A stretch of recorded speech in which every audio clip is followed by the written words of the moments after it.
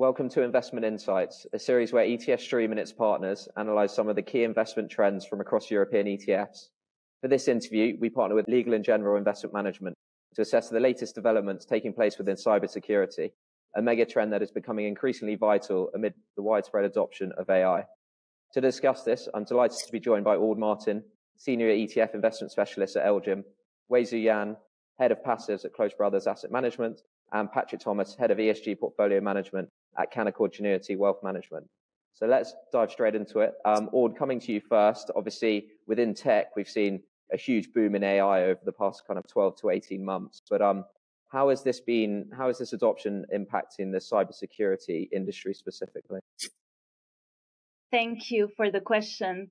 There's definitely two aspects when it comes to AI and its impact on cybersecurity. I think there are some threats, but it's also quite a few opportunities for cybersecurity solutions to better themselves. And I will start with the threats. So I think one of the key elements that we've seen has been generative AI. And really, when we think of generative AI in the cybersecurity space, the first element that we think of is, AI-generated malware. And so that has become a lot more accessible, a lot more user-friendly for just any user to go on, a Gen AI, ChatGPT, and ask for a malware to be created. So I would say that is the first element that impacts us all as individuals. There has also been some, I would say, hacker-friendly generative AI which have been created, Fraud GPT and Worm GPT, and those are technically designed to create those malware. And so this is really, I would say, the negative impact that it has. But this is something that cybersecurity solutions providers have seen coming because, this is the first thing that came to their mind when they saw those developments. But we shouldn't forget as well the vulnerabilities aspect of language models more generally. And this dates back to, I'd say, 5 to 10 years ago when AI started to really be developed, I would say, across industries, but also across users. If you think of language model weaknesses, there's a few elements that come in mind: prompt injection attacks and data poisoning attacks. And those are really, bad users, hackers that are coming into AI language model, tampering with the data to create undesirable outcomes and really poor outcomes for users. And I would say these are weaknesses that, of course, cybersecurity solutions providers have been working on actively and trying to find solutions against. But these are a lot more accessible today than they were 5 to 10 years ago. But that also creates opportunity for cybersecurity solutions provider. When you think of artificial intelligence, it's really an opportunity to strengthen the solutions that are provided. And it comes in a few aspects. So really threat detection, network monitoring are the first, I would say, cybersecurity segments that will come to mind. If you think of real-time monitoring to detect a threat in time and be able to push it away, this is the first aspect of solutions that is getting strengthened by artificial intelligence as a technology. And it also helps solutions provider to run more simulations on more data and be able to, not just detect, but anticipate cyber attacks on their systems. Great stuff. That provides a really nice overview of where we're at today and some of the key risks that are potentially facing some of the solutions as well. Wei-Zu, just bringing you in here, obviously this industry has evolved rapidly over the past few years, but what are some of the key areas of development that you've found particularly interesting? So obviously, I would mention the AI, but apart from AI, I think deep fakes are super scary in my opinion. I mean, they could infiltrate your Zoom calls, or even, if this is a deep fake or not.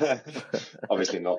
But you know what I mean? So these are difficult to get, and I think the other problem with that is you might be using misinformation on that, creating like a Trump saying something he never actually did. So it's really problematic in my opinion. How do you actually go on about detecting these and cybersecurity?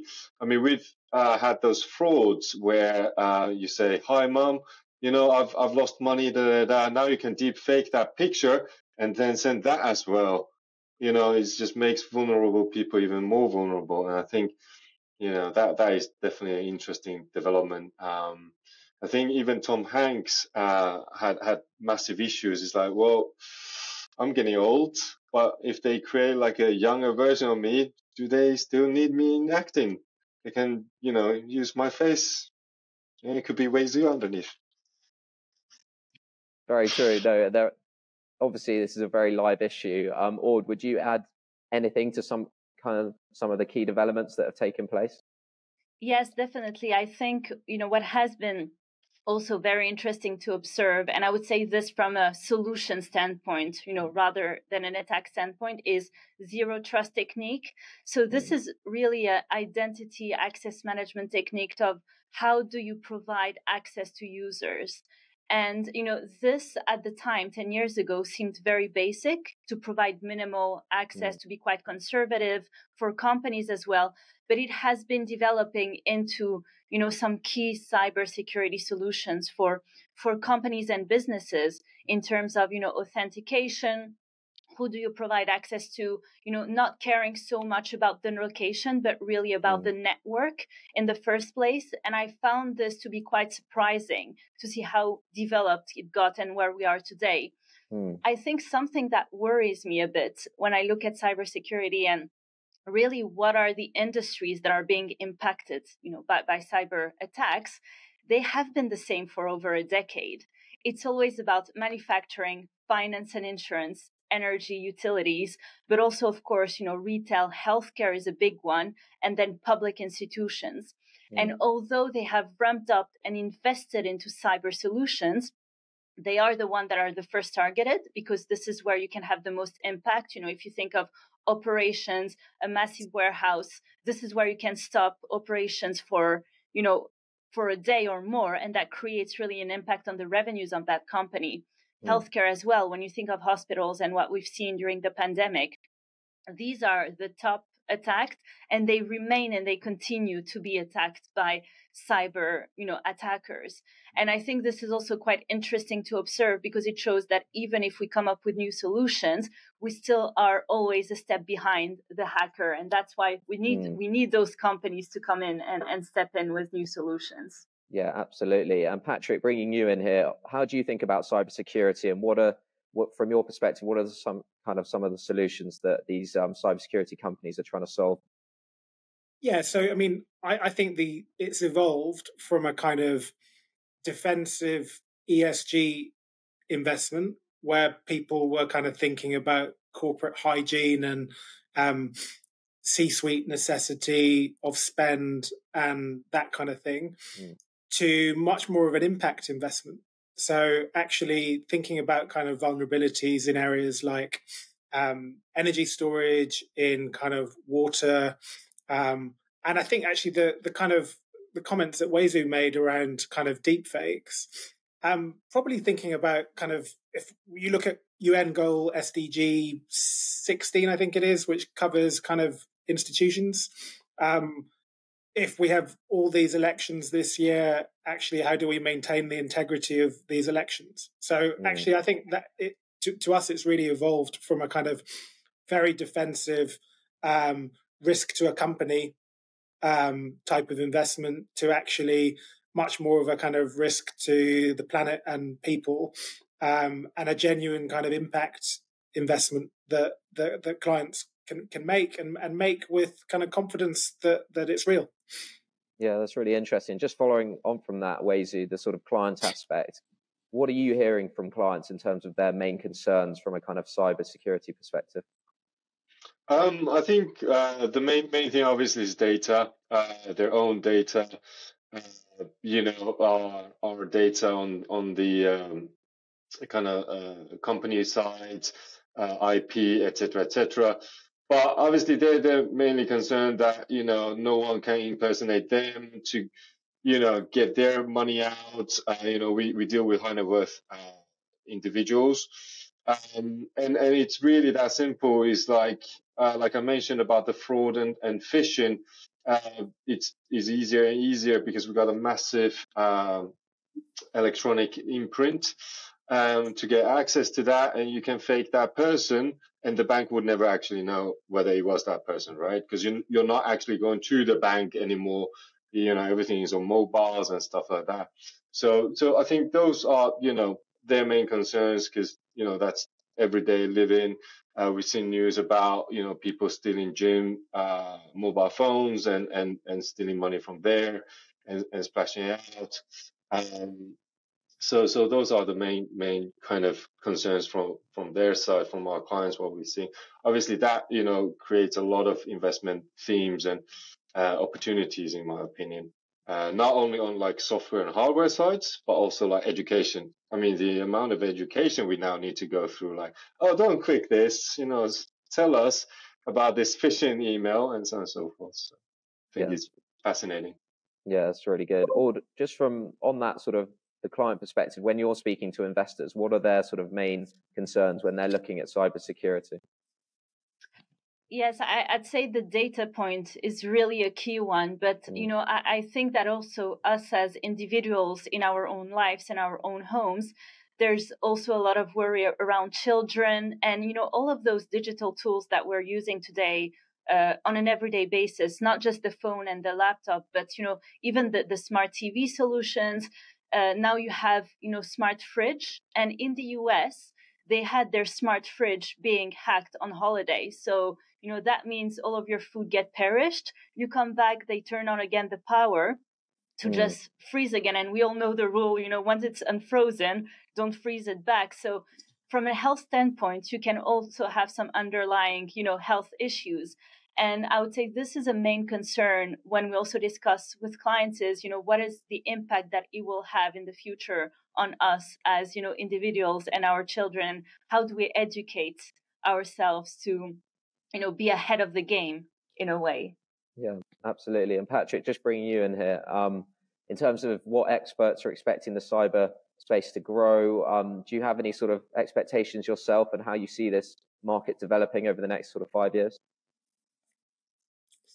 Yes, I mean, we think of it really as a kind of proxy for AI adoption and a proxy also for clean energy generation and moves around that kind of space. So thinking really about kind of wind, solar batteries.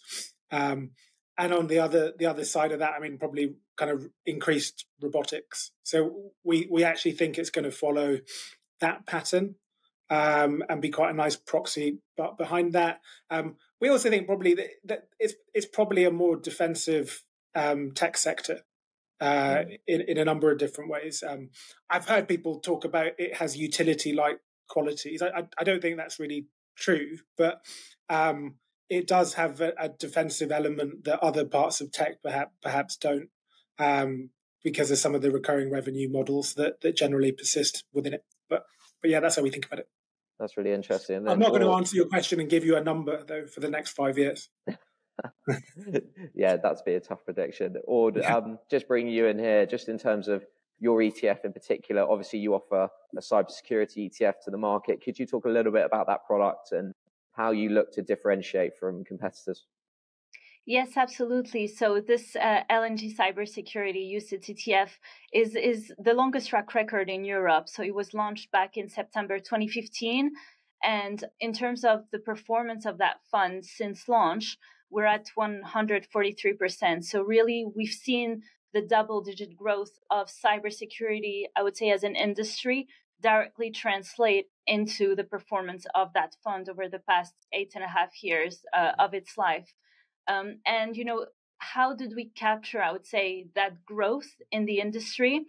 Is, in the way that we've built that underlying strategy is really looking into the entire value chain of cybersecurity. So we look at it as, a full business that has multiple segments, and we look to provide access to all of those segments, from the most traditional, like, the antivirus, let's say, solution that we all use at home, all the way down to really more, I would say, advanced type of solutions like predictive analytics, threat analytics, monitoring, and really going through, some of the segments that have boomed the past years, like, cloud solutions, or authentication even, that has grown quite a bit.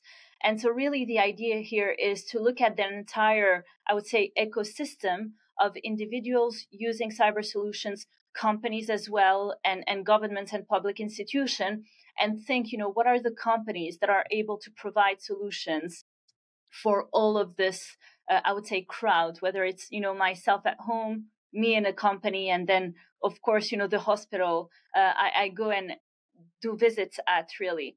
And so that has translated into this portfolio of, 45 to sort of 55 companies over time.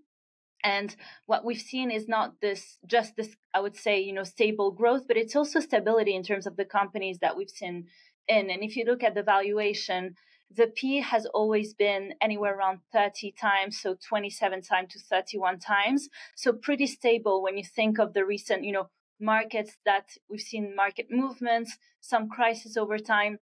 But this is really, I'd say, that defensive nature of cybersecurity as an industry that allow for that stability. If companies are in trouble financially, it's very unlikely that they will cut cybersecurity budget first. It's really determinant for their future. And also in terms of, I would say, reputational risk, no client wants to go and use a provider where they know they have the risk of their data being stolen, if that makes sense. And this translates also into, I would say, other valuations points like sales growth and earnings per share over the coming year. We're close to double-digit growth, 10 years, 10%, 11% of growth over the coming years. And these are really companies as well because of the recurring revenues that have, positive cash flow margins over time. And for us, it's above 88% of the portfolio. So I'd say that we really see cybersecurity as an industry, what it looks like, what's going on in there, and you can translate that into our portfolio because of the way that we have implemented, really focusing on the theme, focusing on the segments, using NASDAQ research over the year and really exploring, I would say, the new upcoming segments and trends. So, focusing on the industry itself has helped us capture that growth. And of course, ESG exclusions are implemented and have been since 2021, 2022. This is key for investors, and we ensure that we continue to take a look into that and update the investment strategy when needed, really. And this is an important conversation for this SFD Article 8 fund, I'd say. All great stuff. That provides a really nice overview of your ETF. I just want to say a huge thank you to yourself, Weizhu, and Patrick for sharing your insights today on this really interesting part of the market. Thank you. Pleasure. Thanks for having me.